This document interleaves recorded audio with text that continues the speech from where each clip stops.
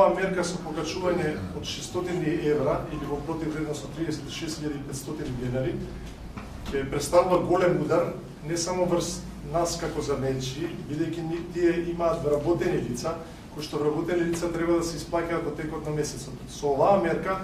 веќе првиот нареден ден ќе дојдеме во ситуација да бидат покачувани цените, а со покачувањето на цените и неможноста да се исплати од страна на работодавците, тоест занаетчиите, ќе мора да се намалат во однос на персонал и да ги намалиме работниците. Затоа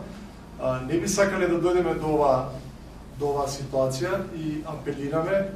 да оваа мерка не биде вака ригорозна, него да биде постепена однос на тоа како ќе имаме покачување на инфлацијата во државата.